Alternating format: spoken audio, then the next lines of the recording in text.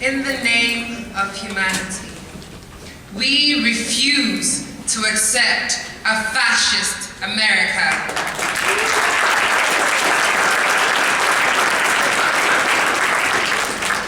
Donald Trump, the president-elect, is assembling a regime of grave danger.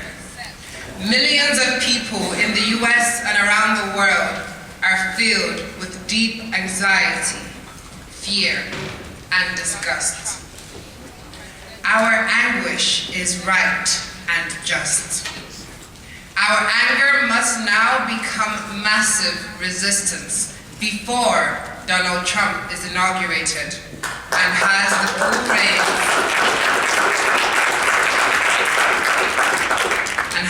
full reins of power in his hands.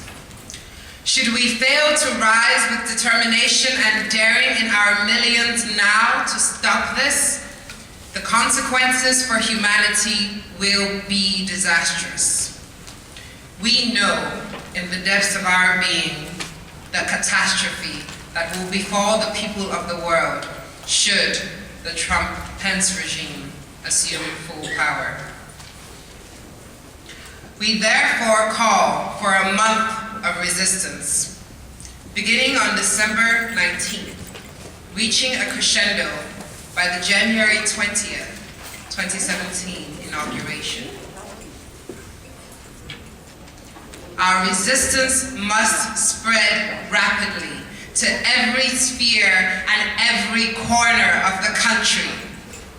Because we refuse to accept a fascist America, millions must rise in a resistance with a deep determination, such that we create a political crisis that prevents the Trump-Pence fascist regime from consolidating its hold on the governance of society.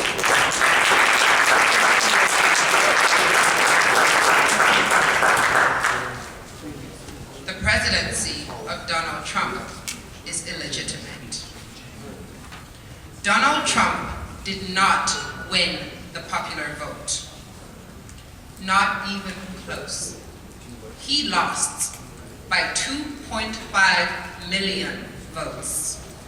He won the Electoral College, an institution set up in 1787 to protect slavery. This legacy of the most brutal oppression of Black people has become the means that enabled the election of Trump and Pence. More fundamentally, it is the fascist character of the Trump-Pence regime and what they are planning to do which renders it illegitimate and an immoral peril to the future of humanity and the earth itself. My name is Atta, and this is the beginning of the call for the month of resistance.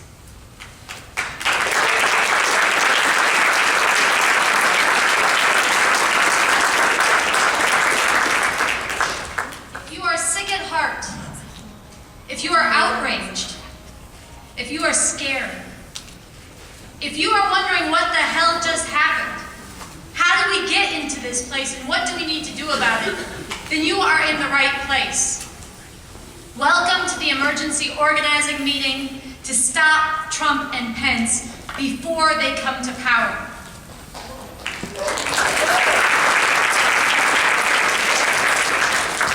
Welcome to everybody here in New York City's Cooper Union who came out in this cold night, and welcome to everybody tuning in on live stream in gatherings around the country or on your own. Let me correct that. Nobody who is watching this is alone. We are in this together. My name is Sansara Taylor. I'm one of the co-initiators of the movement refusefascism.org. You will hear more about this tonight. And as you might have guessed by now, I am your MC for the evening. So we'll be going on this journey together. Very powerful voices are telling you that the fight is over, that Trump has won, that you should get used to pussy grabbing and neo-Nazis, white supremacists and women haters, immigrant bashing, conservation constitution shredding, and war crimes. Get used to science deniers and planet destroyers. Get used to theocrats. Get used to hate crimes. Get used to intimidation. Get used to being scared. Get used to being silent. Get used to it all. We are here tonight to say no. Trump and Pence are not in power yet. This fight is not over, and we are not done. We are not getting used to fascism. We are getting organized to stop it. All right.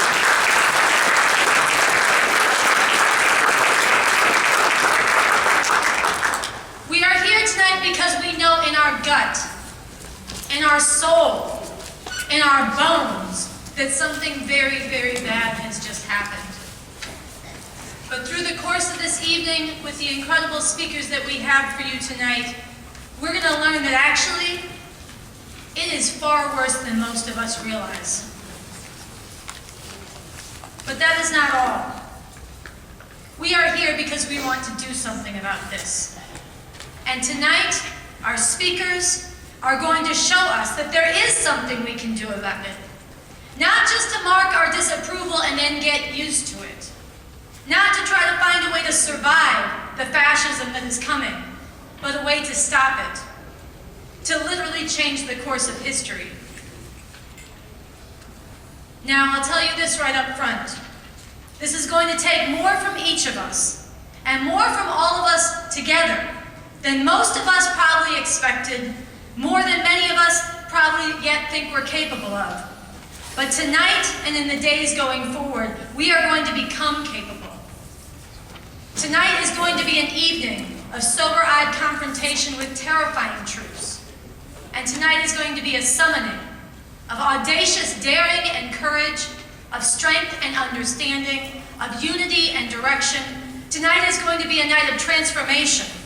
Each of us becoming, and all of us together becoming, a collective force that is bursting with diversity, but steeled in a unified determination to act decisively, to bring forward millions and millions to join us to stop Trump and Pence before they come to power. So again, I want to welcome you all. You are in the right place. I look forward to spending the evening with you. I look forward to spending the next 32 intense days with you. And before we launch this evening, officially, before we bring up our first speaker of the evening, I want to ask you to do something that is your first act to spread this movement, and also an act of basic courtesy to a collective event. I want you to take out your smartphone. Most of you probably have one, and I want you to do two things with it. One, please make it be quiet. Two, take a moment. If you are on social media, if you are on Twitter, if you are on Facebook, Snapchat, Instagram, whatever you use it for, pull it out and send a message right now. Use the hashtag #NoFascistUSA. That's hashtag #NoFascistUSA. Say, everybody tune in now, www.refusefascism.org. There is a live stream happening now across the country. Right now, if you are at home, take out your phone, open a separate screen in your computer window, and do this. Send the message. Gather more people. Right now, gather more people to come to Cooper Union and to tune in live. We are going to grow throughout the night, and we are going to grow as we go forward. I'm going to give you a moment to do that. As you do, I want to give recognition to the initiators of this effort, some of whom are here tonight and many of whom are spread around the country. So keep tweeting or whatever you're going to do as I give some recognition here. These are the beginning initiators of this effort. We have Bill Ayers. We have Herb Boyd, who is in the house tonight. Herb, will you stand up?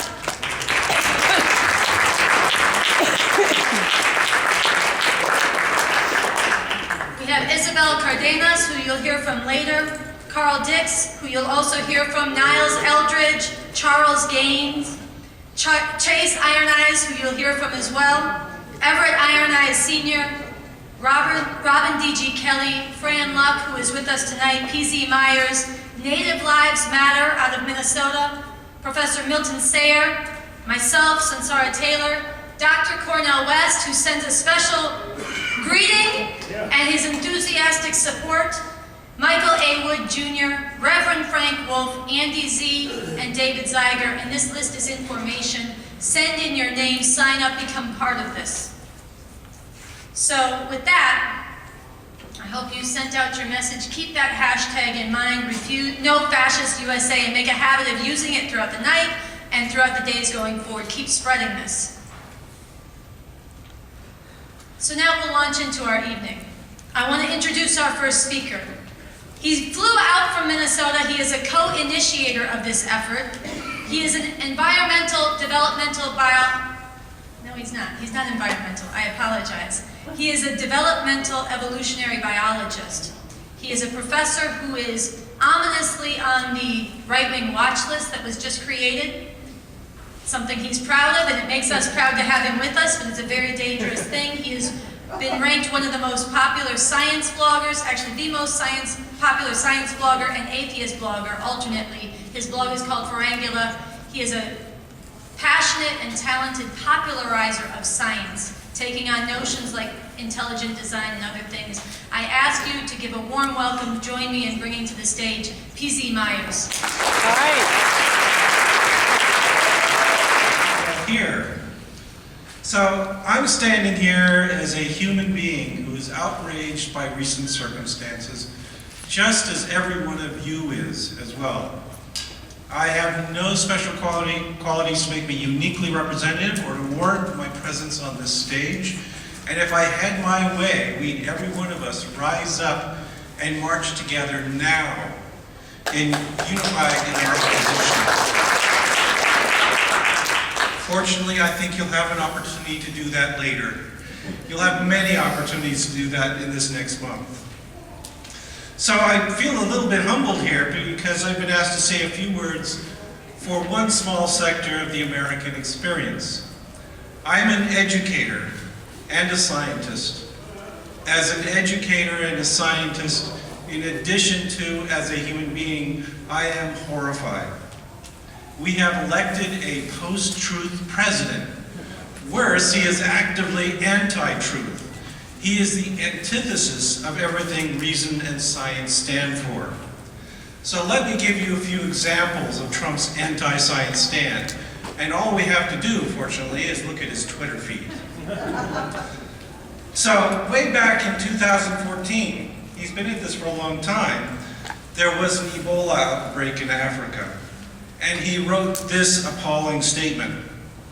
He said, the U.S. cannot allow Ebola-infected people back. People that go to faraway places to help out are great, but must suffer the consequences. Think about the callous insensitivity in that remark. Not only should the innocents afflicted with this horrible disease be neglected, but the courageous medical professionals who went to their aid should be refused entry back into this country. Cowardice and an inhuman disregard for the lives of our best and bravest. Is this the man who we want to be our president? No!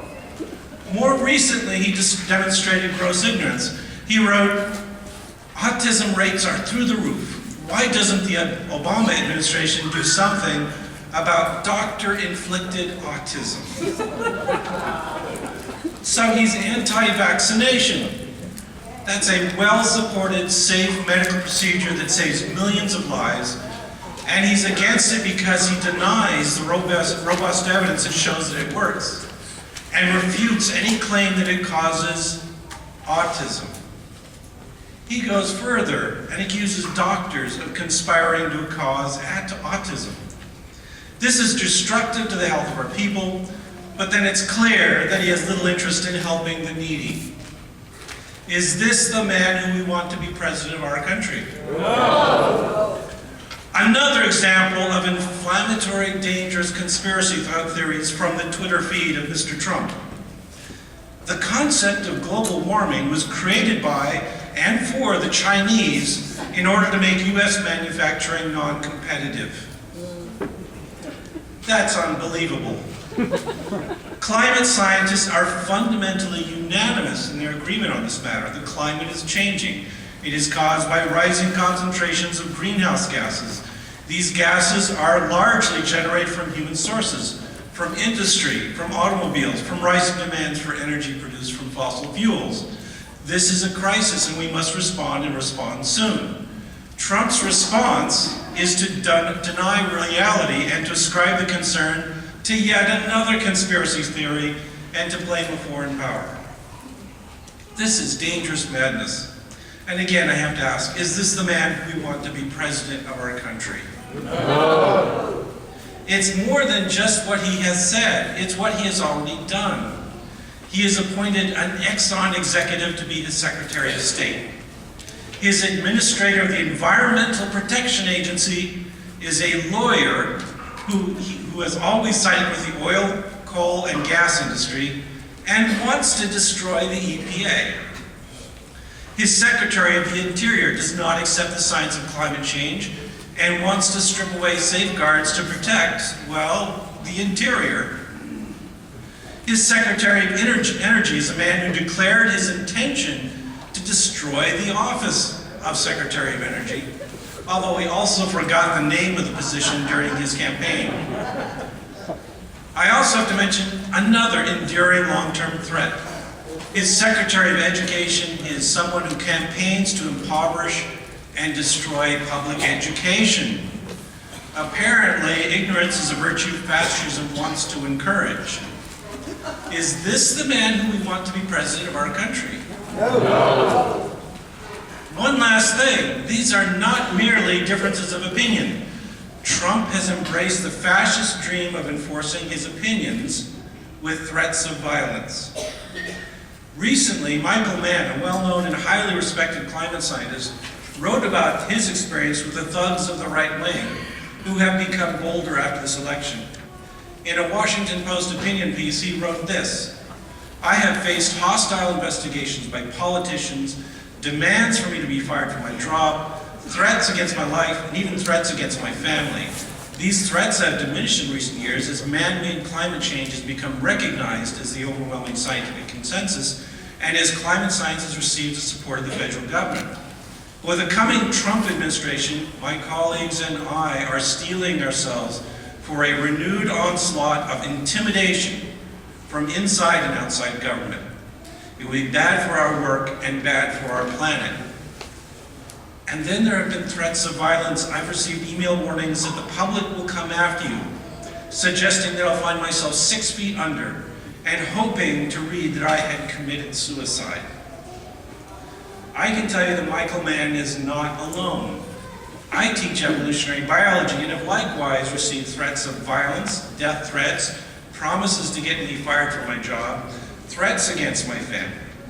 I have been placed on the professor watch list by far right-wing propagandists because I took a strong stand against scientifically fallacious and ethically unconscionable racism promoted by my campus,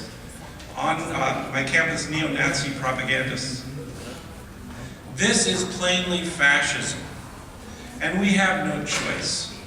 We must say no in the name of humanity. We refuse to accept a fascist America.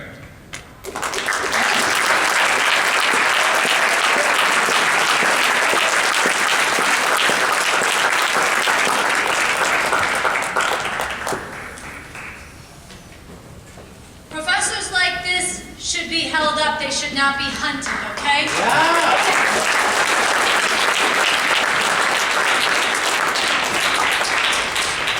It's very dangerous what he's describing, so I want to thank you for coming and raising your voice with us tonight and being among us and initiating this audacious effort. I want to welcome next another initiator of this effort.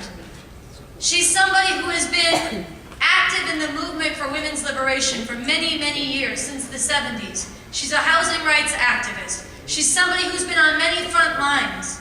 She's somebody who founded the Street Harassment Project and has, for nearly 20 years, pioneered feminist radio in this city, and it's reached beyond this city. She's the executive director of Joy of Resistance Multicultural Feminist Radio on WBAI Pacifica Network. Join me in welcoming Fran Luck.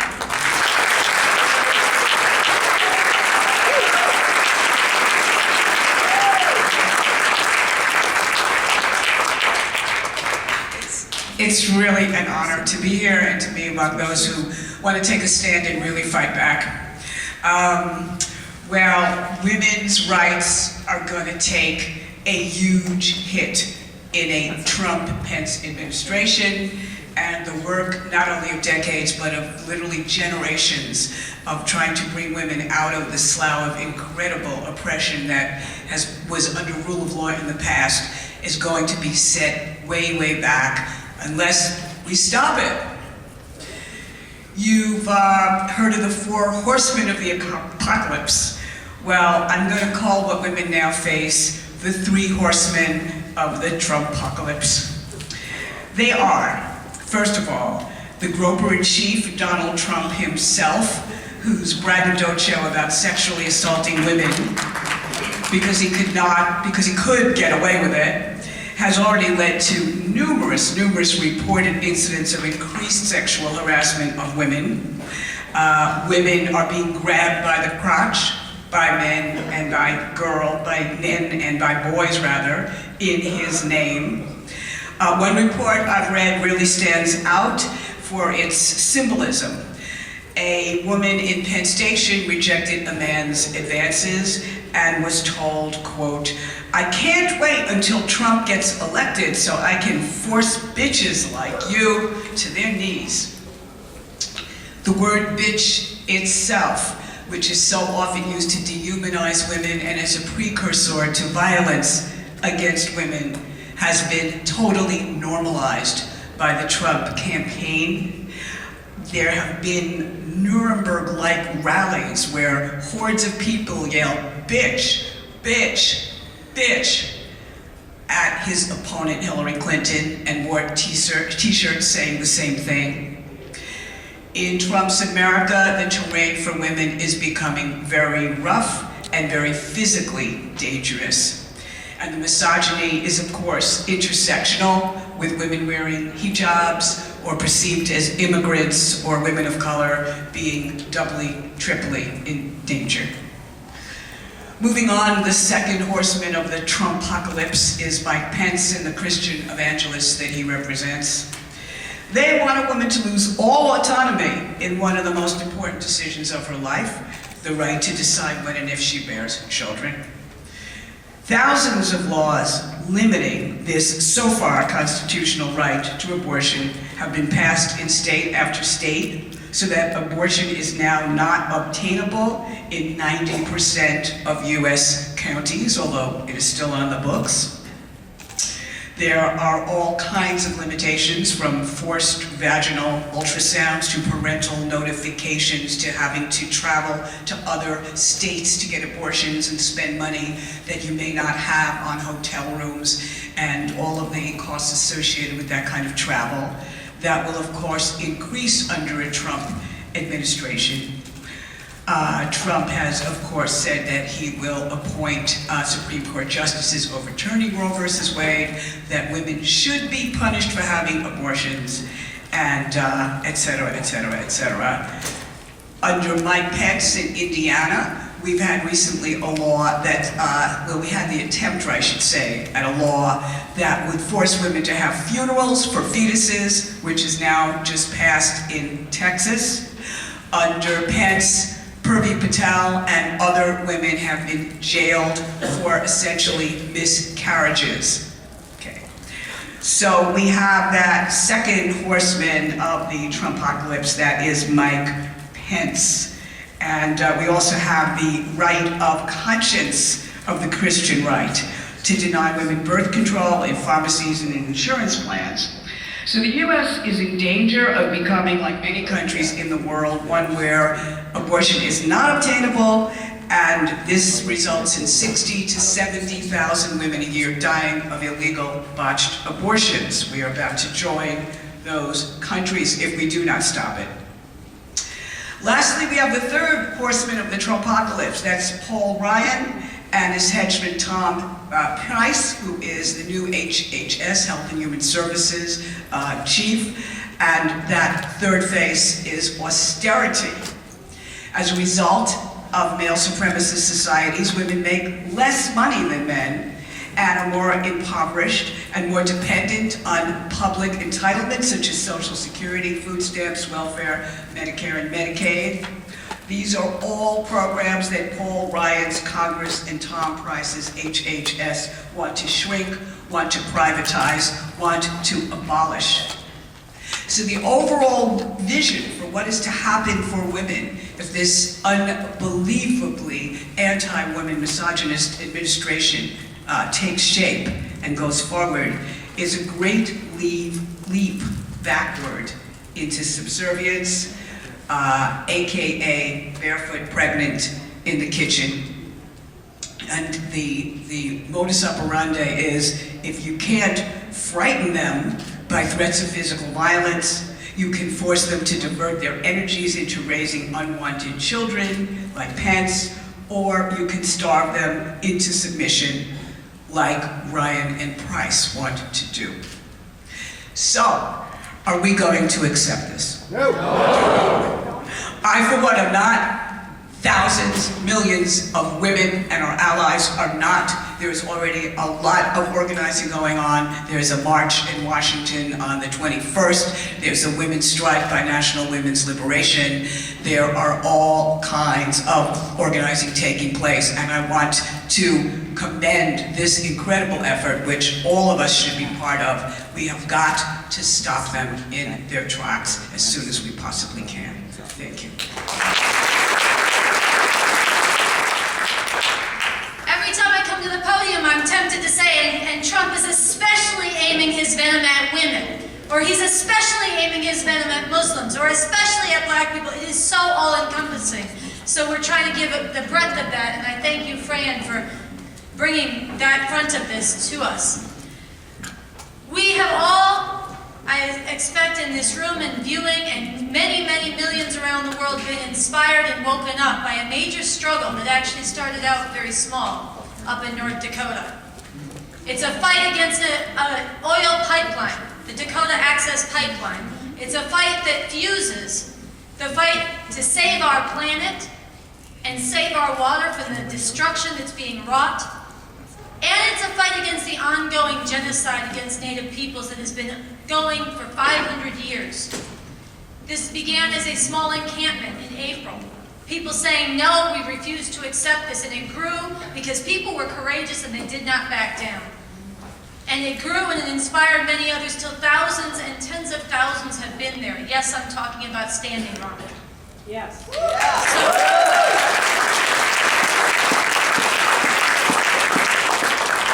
I'm hoping that we have, are we lined up for this? Yeah. Oh, excellent, good. So we have a special treat. One of the co-initiators of this effort, his name is Chase Iron Eyes. He has been at the center of the struggle in Standing Rock. He is there now, and we're gonna have a message from him. But before we have it, I just wanted to say one other thing about him. He's a member of the Standing Rock Sioux tribe.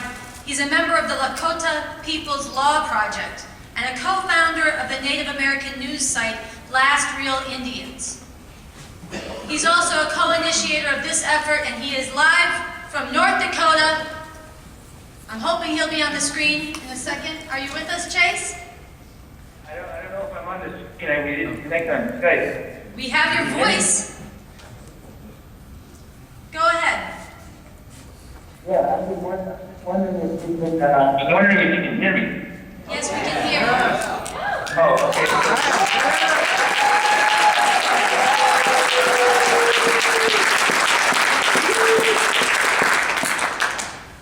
Wow, brothers and sisters, thank you. We began this fight. I was running for the United States Congress when this fight started, so I couldn't be completely dedicated, but I was there on the front lines a few times to see the brutality, to see the constitutional, human, and civil rights violations being perpetrated by our administrative arms, the arms that we look, the arms of our democracy that we look to be just, to be reasonable, to be objective, but which arguably now, more than ever, are susceptible to being overtaken the corporate state.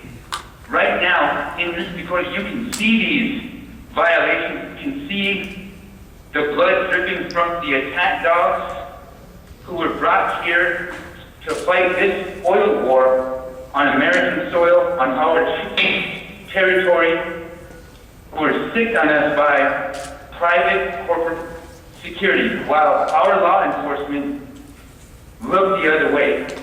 You can see a collusion between law enforcement, local media, which is the only media, the National Guard, corporate security, and finally, the Republican of the Trump nature. Trump is huge here. You can see a collusion between all five of those entities, where law enforcement tells untruths and sends press releases to the local media, and they put them out like gospel. They've been caught in lies time and time again. Luckily now we have independent media, our own media, who can refute their claims with video evidence. But they've succeeded in racializing this fight, making it about Native American water rights, which it is, and that's enough to justify this struggle on its own.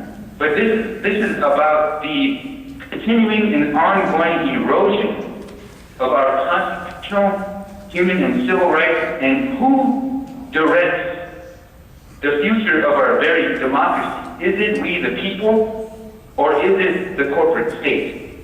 And you know that everybody who's listening here is committed 100%. Out here on the ground, we are committed 100%. We are about 1,000 people strong. I stepped back into the fight after my run for United States Congress ended, and I didn't win.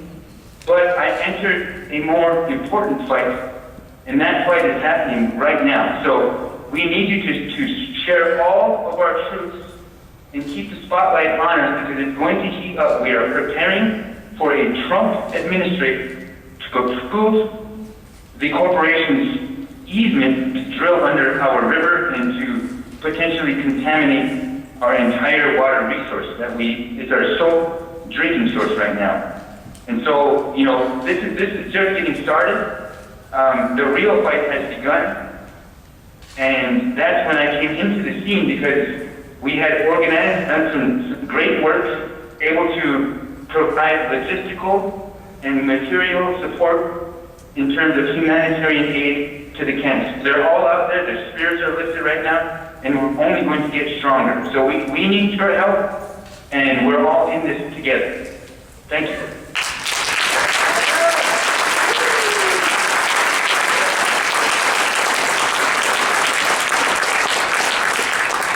Thank you so much for joining us, Chase. We send you our love here from New York City and from around the country, and yes, we are in this fight together.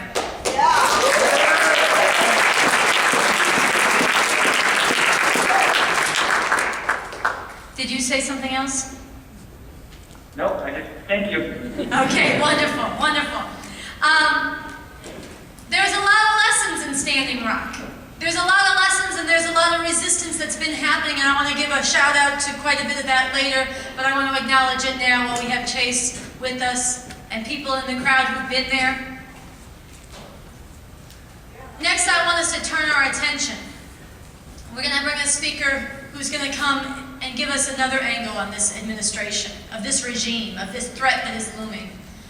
He's somebody who has been on the front lines of war reporting around the world, from Afghanistan to Iraq, to Somalia, to Yemen, Nigeria, the former Yugoslavia, and beyond.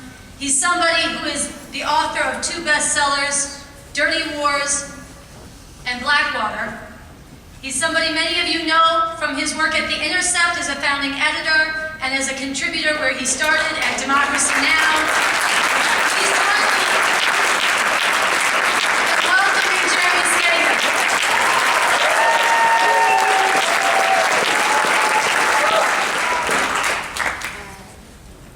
Well, I'm so troubled to be here with you on the one hand, but also humbled at hearing our brother speaking to us from Standing Rock. And I'm from the state of Wisconsin originally, and one of the longest-serving political prisoners in this country is from Wisconsin, an indigenous man named Leonard Peltier.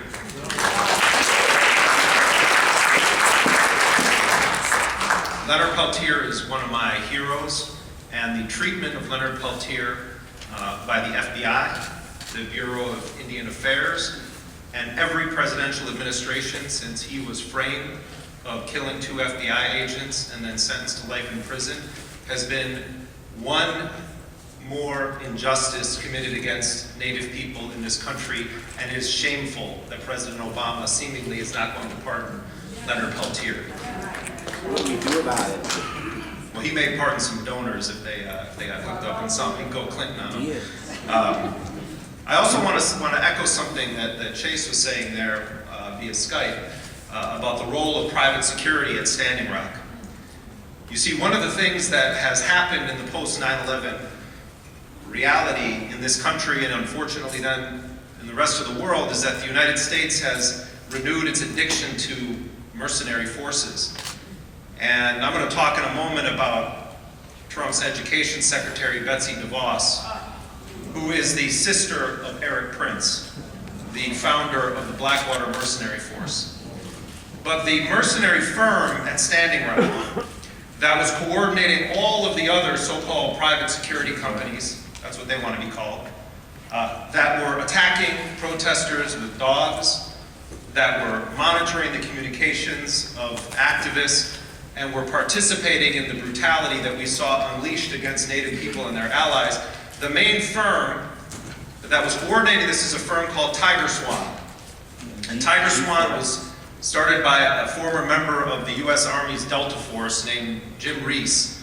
This is a company that has both covert and overt contracts for the U.S. government in places like Iraq and Afghanistan. And what the hell are they doing then, being sent down to be mercenaries, going after attacking indigenous people in this country under Mr. Transformative Nobel Prize winning president, who took so long after so many dog bites, beatings, spraying in the freezing cold of people to finally sort of do something. I bring this up about President Obama because I think we all have to remember history. Now, I'm all in favor of saying no to fascism over Trump. And that is what we're facing with this administration. We're facing a normalization of what are clearly fascist, racist, white supremacist viewpoints that now are going to ascend in both an overt and covert way to the most powerful offices in this land. It's not that white supremacy hasn't always governed this country's interests, certainly at a domestic level, but also with its wars. It's that Trump is out in the open and bringing with him an empowerment. Who would have thought that we would be talking about the Ku Klux Klan in the way that we are today? What he is doing, and I think so many of the undecided voters that came out and voted for him were white supremacists who haven't been voting, and then they were energized. They had the hope and change message from Trump, sort of the bizarro version of it, and they came out and voted for the first time. And Trump is not the Ku Klux Klan's candidate of choice. But Trump and the Ku Klux Klan went into a marriage of convenience that is going to serve both of their interests, and Trump bears all responsibility for the attacks that happened against black people in this country as a result of him winning this election. And he wasn't dog whistling to the Ku Klux Klan, he was openly whistling at them saying, come on out, the party's gonna start, it's open season on black people. It's open season on immigrants in this country. It's open season on people who are wearing a hijab or a burqa or a niqab. It's open season on anyone who doesn't believe that this country is white and should always be white. That's the message that was sent to these people in an overt way from the podium of his candidacy, and now it's going to be from his presidential Twitter feed and from the people that he puts into power. But let's not just put all of this on Trump is a fascist, we need to mobilize against this. These are moments where if we don't learn from history, we're going to keep doing this over and over and over. I sort of refer to the Democrats as rake steppers. You know, the rake is in their backyard, and it's been in the same damn place since the beginning of the foundation of their party, and they always step bam, and hit themselves in the face again by being vegetarians between meals. Oh, we're against war when it's Bush. Oh no, Trump is a fascist, we better stand up now. Oh my God, the Electoral College is a terrible thing. But where are these people when Obama's drone striking American citizens?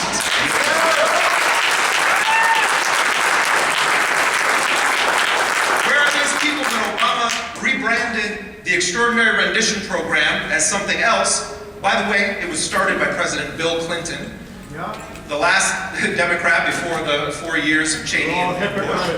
Obama is the deporter-in-chief, has gone after immigrants in this country in an unprecedented manner, even making George Bush look a little bit more humane at times, because Obama wrapped it in the language of love and concern for immigrants in this country.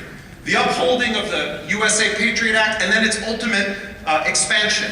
The spying that was conducted by the NSA. You don't think Obama knew that they were collecting data on millions of unsuspecting Americans? Of course he did. And his director of national intelligence, James Clapper, went in front of the US Senate and committed perjury when Senator Ron Wyden of Oregon asked him directly, are you collecting any form of data on American citizens? And he lied, and nothing has happened to him. In fact, he's celebrating that he's going to be retiring right now. We're all lying. Let's remember that, look, if you want to speak, my friend, you can speak, but let's let people get their thoughts out. The thing is, if you look at Bill Clinton's administration, and you go back that far, which for some people in this room may be very far, or even before you were born, but let's talk about what happened under Bill Clinton. Under Bill Clinton, the U.S. initiated the longest sustained bombing campaign since Vietnam in Iraq under the guise of the so-called no-fly zones. Clinton presided over the most ruthless regime of economic sanctions in history that disproportionately targeted civilians, particularly young babies, pregnant women, and elderly people in Iraq. And they called those humanitarian sanctions that were aimed at toppling Saddam Hussein's regime. Now, I was in Iraq a lot during that period, and I can tell you that the hospitals of Iraq under Bill Clinton's administration looked like death rows for infants, filled with doctors who were educated in American and British universities, knew how to treat patients of their ailments, but were not allowed to import basic analgesics. They were reusing needles over and over. They didn't have bleach or anything to clean or sanitize, so they were using a resource Iraq had a lot of, which was oil. And so all of the hospitals in Iraq were a mixture of the stench of death, blood, and gasoline. And if you think of the symbolism of that stench in the hospitals of Iraq during this period, it tells you a lot about what Bill Clinton and his administration were doing in Iraq at the time. In 1998, regime change in Iraq became the official law of the United States of America. And you know who voted for that? Well, first of all, let me tell you who wrote it. Who wrote it were the neocons. William Kristol, Donald Rumsfeld, all of the people you would imagine when Clinton was president, wrote a letter under the banner of the Project for a New American Century. And they said to Bill Clinton, we need to make regime change the law of the land in Iraq. And Bill Clinton endorsed that. It then went to the House and the Senate, and Bernie Sanders voted for it. Bernie Sanders supported regime change in Iraq going as far back as 1998 and never once had to answer a question about that because we were too busy focusing on the kind of cult of personality around this and not the actual issues. I would have loved to have seen Bernie have an actual progressive who knew what they were talking about interrogate him on his own very troubled foreign policy record. You know, we can blast Hillary Clinton like a piñata because it's so convenient, because she's the very representation of everything wrong with the elite in this country, of the thieving, of the cronyism, of the whitewashing of what are called war crimes by liberals under Republicans and then humanitarian interventions under Democrats. Hillary Clinton's the low-hanging fruit to hit at right now. You want to go after someone that like Bernie Sanders, who's saying, hey, I'm the change that's going to really shake up the two-party system here. But he never had to answer any actual tough questions about his horrible policy positions. Was he better on many issues than Hillary Clinton? Of course he was. Was he saying something that is news to many people in this room? No. What made the difference in all of this was that the media had to pay attention to Bernie Sanders because he started polling high.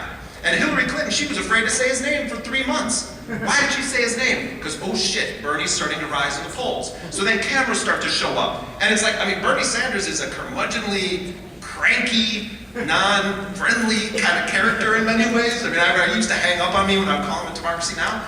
But he was saying something that so many people in this country agree with. Fundamental truths about our financial system, about our social system. And so it was just, it showed that when you give someone exposure, when people are exposed to these ideas, it's not about the cult of personality of Bernie Sanders, it's about the ideas. And that should be our biggest source of inspiration from this electoral process, is that we are actually many. There are many, many of us. And if a really old white man like Bernie Sanders is what ignites the fire, imagine California. Let me tell you something, Barbara Lee is one of the few African Americans in the Congress. She got death threats. Her office was targeted. It should be required viewing for every young person in this country to watch the speech that Barbara Lee gave just days after 9/11 on the floor of the US Congress, when her own party and the Republicans were caving in on that woman, and she stood up and she committed an act of prophecy. She said, this is what's going to happen if you give them a blank check. We will engage in a war that will never end. We are going to open a Pandora's box of history that cannot be closed. She was the only one of those crooked lawmakers who actually saw the truth as though it was true. And I think when you go back and you look at that, you realize there are transformative moments when people, for whatever reason, rise up and actually shatter the paradigm of the moment. And often they're denounced as the radicals, the extremists, the crazies. But the radicals, the extremists, and the crazies are the only people that have ever actually fundamentally changed the course of history. The Electoral College is a big change.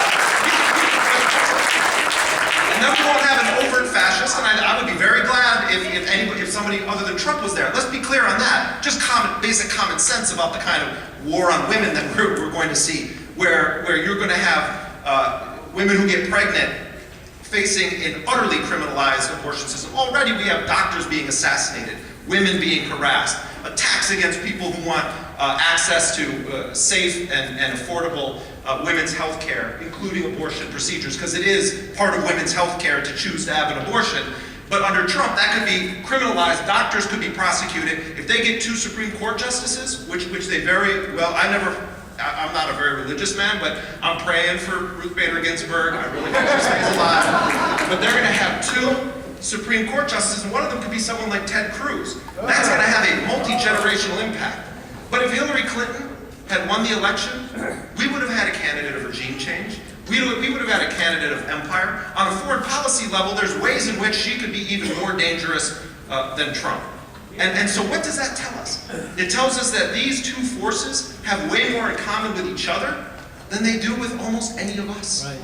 And what does it mean then when we have our first African-American president who becomes the drone warlord, who says we have the right to assassinate American citizens who have not been charged with any crime, and assassinate then 2 weeks later one of their 16-year-old sons, who no one came up with any evidence that this kid had anything to do with terrorism.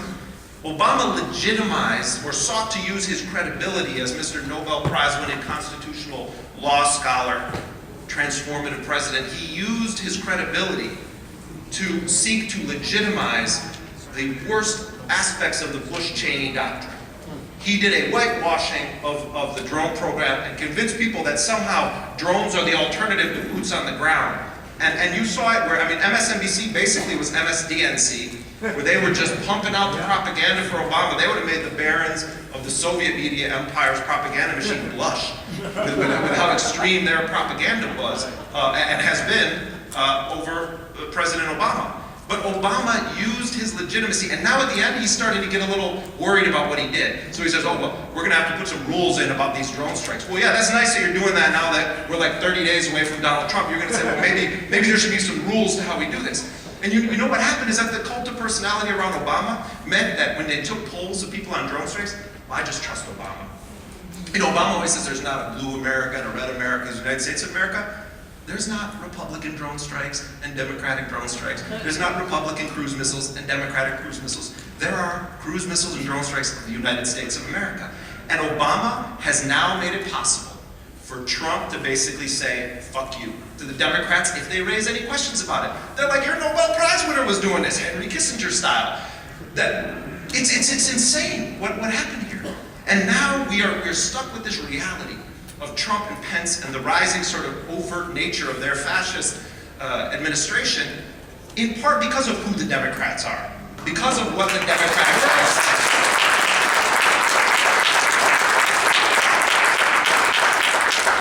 The U.S. has a tradition, and it requires a waiver if someone who has been in a senior position in the military is going to be appointed to oversee a civilian agency or a military agency, and they're going to be the civilian in charge of it. But Trump is appointing general after general after general to top posts. Lieutenant General Mike Flynn, who's his national security advisor, who, by the way, does not need to be confirmed by the Senate. Lieutenant General Mike Flynn was General Stanley McChrystal's top deputy when McChrystal was the head of the elite assassination force, the Joint Special Operations Command. He was the guy that drew up the plans for the United States to, and as they put it, kill their way through Iraq and Afghanistan. This is a force that has been totally unaccountable and empowered further under the Obama administration. He also is a radical Islamophobe who truly does believe that Islam as a religion needs to be destroyed, not just people who conduct terrorist attacks and say they're doing it in the name of Islam. He wants the religion wiped out. General James Mattis, who led the siege of Fallujah when he was a commander on the ground in Iraq, he's the one that intervened and got the guys who did the Haditha massacre off the hook. He said sometimes it's just fun to shoot people, talking about killing people in Afghanistan, who he said, oh, these people beat women and make them wear burqas. Now, I'm against beating women, and the burqa issue is a complicated one if we want to actually have a discussion on that. But last time I checked, the U.S. does not give the death penalty to people who beat their wives or people who wear burqas. And if you have the U.S. military commander basically saying, I bet those guys beat their wives, not we have evidence, we're going to take them to court, so I'm going to shoot them and it's fun. Think of the message that kind of sends to the world when you have our Secretary of Defense is a guy who says it's certainly fun to shoot some people, meaning Muslim men in Afghanistan. You have General John Kelly, who is a vicious anti-immigrant, closed border advocate, who now is going to be in charge of the Department of Homeland Security. Then you have Admiral Mike Rogers, who's going to be running all of the spy operations through the DNI. And I could go on for a half hour or more about all of these guys. But I want to end by telling you about Mike Pence. I've been following Mike Pence's career for more than a decade. Mike Pence was raised a Kennedy Democrat Catholic in Indiana, and he was converted on the spot to evangelical Christianity at a Christian music festival. Very strong old guy, ready to take the reins of power. He goes to like the Christian right version of Lollapalooza and is like, oh yeah, I'm yours. And so that's going to be our vice president. But he is one of the greatest holy warriors in the eyes of the radical religious right. He has been groomed for many years to be their sort of white horse running in to save the country from vicious secularism and scary atheists and gay people, and the list goes on.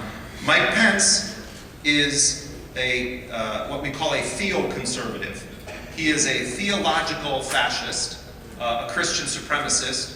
Well, I called him a Christian jihadist, and boy, did they go nutty over that. And I'm like, you don't know what the word jihad means. Oh, I know what it means. I'm just saying, but when you use it next time, how about you think about the way you're using it? But he is a Christian jihadist. I think we should use the terms that they use for everybody else. The American Taliban, they're the Christian jihadists.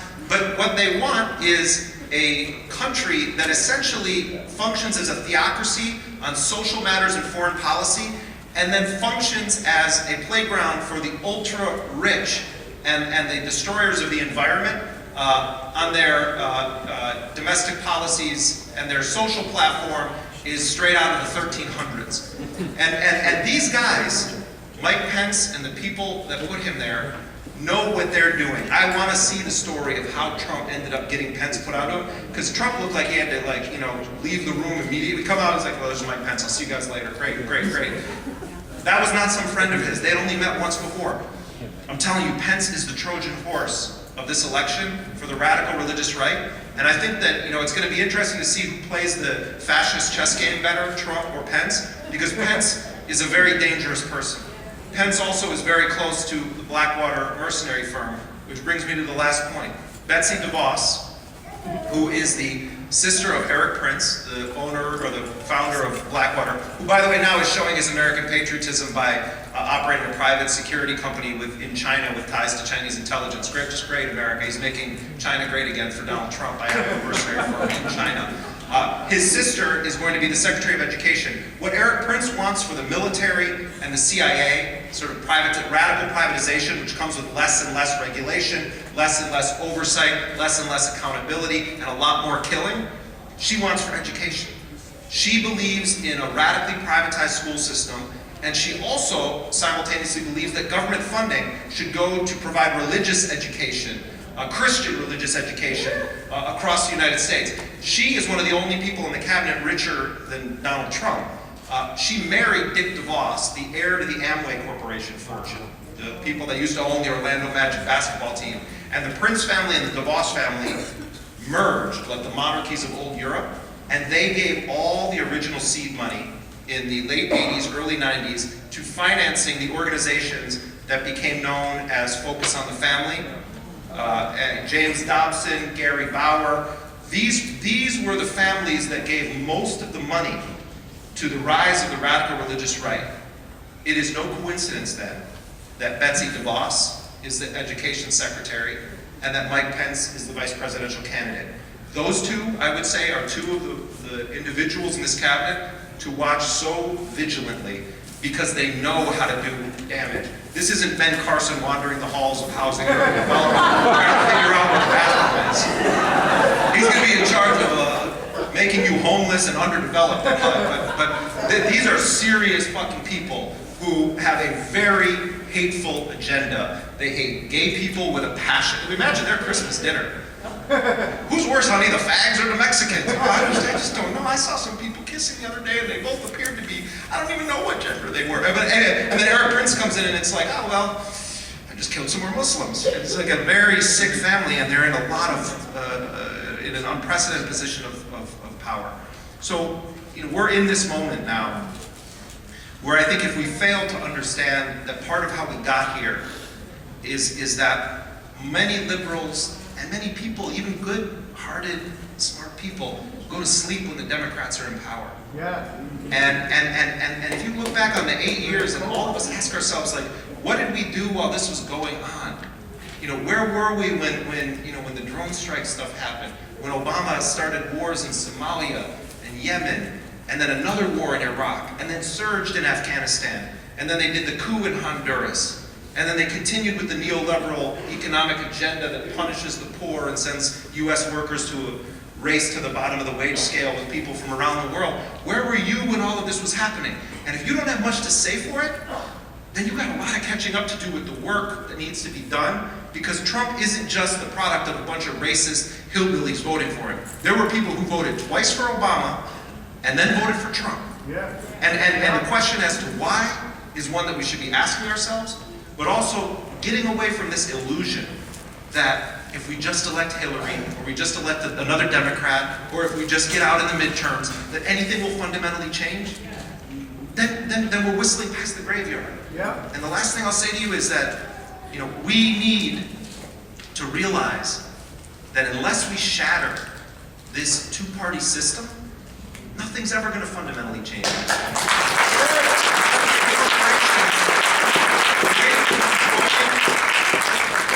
All of the politicians in this country, nothing will ever fundamentally change in terms of what Washington has to offer people.